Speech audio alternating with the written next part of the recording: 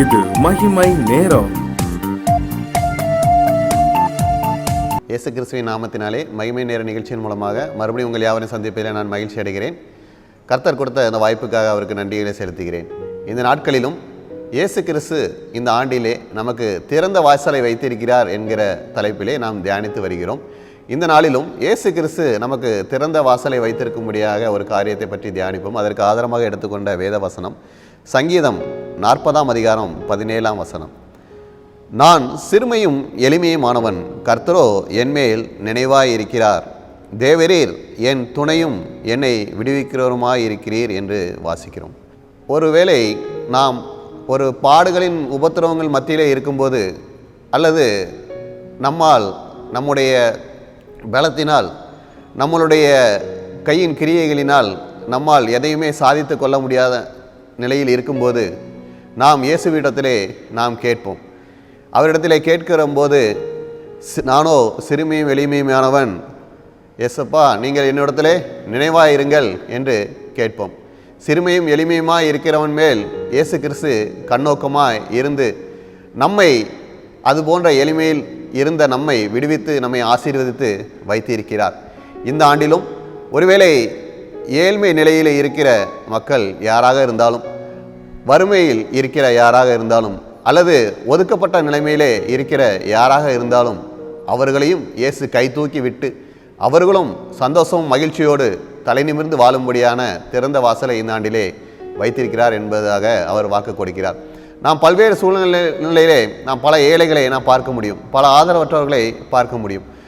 ஒவ்வொரு புதிய ஆண்டும் ஒவ்வொருவருக்கும் தொடங்கும் போது பலர் மகிழ்ச்சியோடு அந்த புதிய ஆண்டை வரவேற்பார்கள்.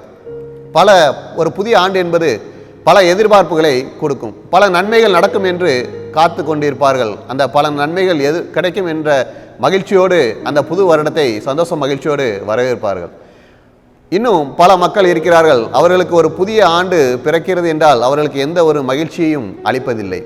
ஏனென்றால் அவர்களுடைய நிலைமையை அவர்களால் எந்த மகிழ்ச்சியும் அடையும்படியாக இருக்காது. அவர்கள் தங்களுடைய தேவைகளை கூட தங்களால் சந்திக்க முடியாத நிலைமையிலே இருக்கிறார்கள். மேலும் அவர்களுக்கு எதிர்பார்ப்புகளோ எந்த நோக்கங்களோ இருக்காது. ஏனென்றால் ஏதாவது ஒரு எதிர்பார்ப்புகள் அவர்கள் வைத்திருப்பார்கள் என்றால் அந்த எதிர்பார்ப்புகளை அவர்களால், அவர்களுடைய பலத்தால் அவர்களுக்கு உதவி செய்யும்படி யாரும் இல்லாதனால் அந்த எதிர்பார்ப்புகள் அவர்களுக்கு சாத்தியப்படாது.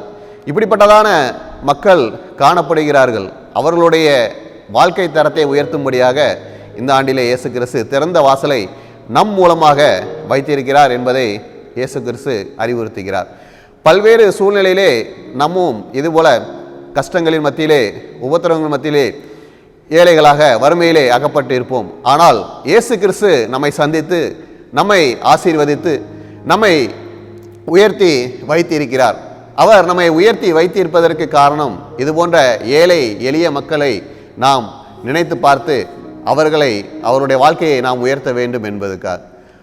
அப்படியாக இயேசு கிறிஸ்துவானவர் திறந்த வாசலை நமக்குள்ளாக நம்முடைய இருதயத்திலே தரும்படியாக அவர் காத்து கொண்டிருக்கிறார். நாம் என்னெல்லாம் செய்ய வேண்டும் என்று இயேசு கிறிஸ்து கூறுகிறார் என்றால், முதலாவது இந்த வசனத்திலே கூறப்பட்டது போல நாம் எளியவர்கள் மேல் நினைவாய் இருக்க வேண்டும் என்று விரும்புகிறார். ஏழை எளியவர்கள் மேல் நினைவாய் இருக்க வேண்டும், நம்முடைய இருதயத்தை அவர்கள் மேல் திருப்ப வேண்டும் என்று விரும்புகிறார். நாம் சாதாரணமாக ஏழை எளியவர்களை கண்ணோக்க முடியாது.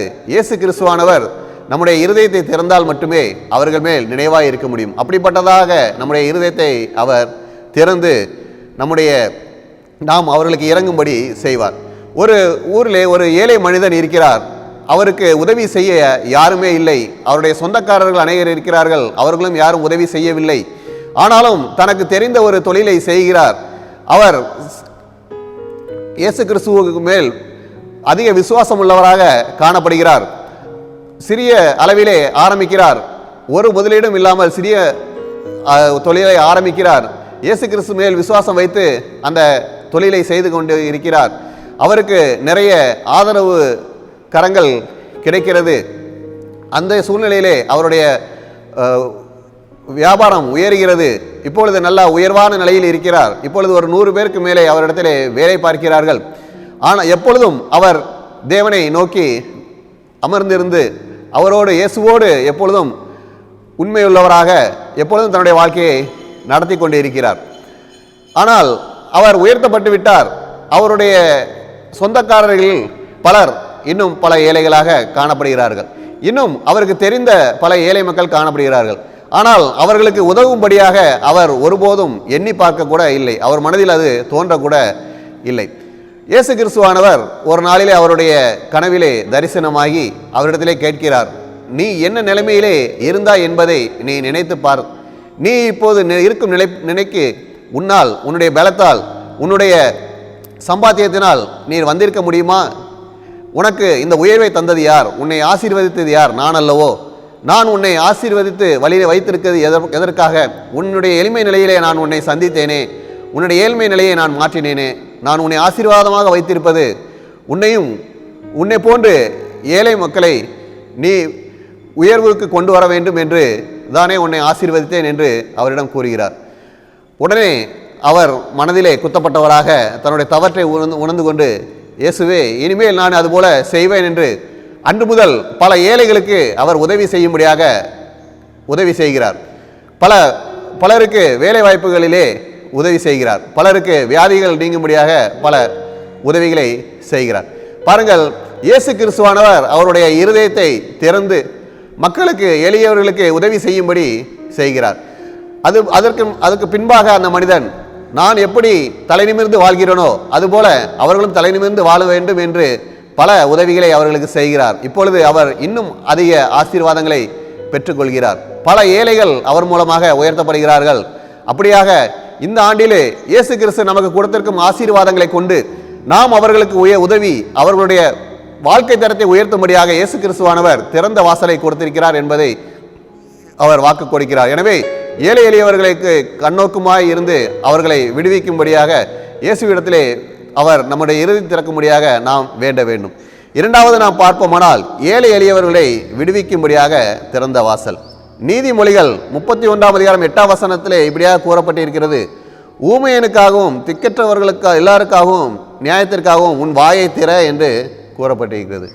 ஒடுக்கப்படுகிறவர்கள் இதுபோல காணப்படுகிறார்கள் என்றால் அவர்கள் நியாயத்திற்காக நம்முடைய வாயை திறந்து அவர்களுக்கு நீதி செய்ய வேண்டும் என்று இயேசு கிறிஸ்து சொல்கிறார். அதற்காகத்தான் நமக்கு இந்த அந்தஸ்தையும் நமக்கு உயர்வையும் வைத்திருக்கிறார்.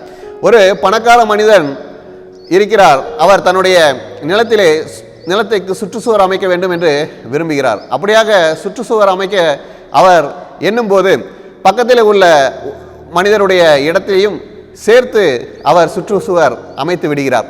அந்த பக்கத்தில் உள்ள நிலத்தில் உள்ள ஒரு மனிதன், ஒரு ஏழை மனிதன், அவர் அந்த பணக்கார மனிதரிடம் சென்று கேட்கிறார், இது என்னுடைய நிலம், இதில் நீங்கள் பாதியிலே சுற்றுச்சுவர் கட்டுகிறீர்கள், இது என்னுடைய நிலம், அதை விட்டுவிட்டு உங்களுடைய நிலத்தை கட்டுங்கள் என்று கூறுகிறார். ஆனால் அந்த பணக்காரர் அவரை திட்டி மேலும் பல போலியான ஆதாரங்களை காண்பித்து அவரை விரட்டி விடுகிறார். அங்கே இருக்கிற ஊர் மக்கள் எல்லாம் அதை பார்த்து கொண்டிருக்கிறார்கள். ஆனாலும் உதவி செய்ய யாரும் இல்லை. ஆனால் ஒரு வக்கீல், அங்கே காணப்பட்ட ஒரு வக்கீல் அவரிடத்திலே அந்த எல்லாவற்றையும் அறிந்து அந்த ஏழை மனிதனுக்கு உதவி செய்ய வேண்டும் என்று நினைத்து அவனுடைய ஆதாரங்களை எல்லாம் திரட்டி விட்டு அந்த பணக்கார மனிதனிடம் சென்று இந்த ஏழையை கூப்பிட்டு கொண்டு அவனுக்காக அவர் நியாயம் பேசுகிறார். இந்த ஏழையினுடைய நிலம் இவ்வளவு இருக்கிறது, நீ கட்டுகிற சுற்றுச்சுவர் இந்த ஏழையினுடைய இடத்துக்குள்ளாக வந்துவிட்டது, எனவே உன்னுடைய இடத்துக்குள்ளாக நீ சுற்றுச்சுவர் கட்டு, அப்படி இல்லை என்றால் நான் வழக்கு தொடர்வேன், நீ அதை சட்ட ரீதியாக சந்திக்க வேண்டியிருக்கும், நீ உன்னுடைய இடத்திலே சுற்றுச்சுவர் கட்ட முடியாது, மேலும் இவனுக்காக நீர் இழப்பீடு கொடுக்க வேண்டும் என்று கூறும்போது அந்த பணக்காரன் பயப்பட்டார். அந்த எளியவனுடைய நிலத்தை விட்டுவிட்டு அந்த பணக்காரன் தன்னுடைய நிலத்தில் மட்டும் அந்த சுற்றுச்சுவரை கட்டுகிறார். பாருங்கள், ஒரு ஏழை மனிதனுக்கு உதவி செய்யும்படி ஒரு வக்கீல் வருகிறார்.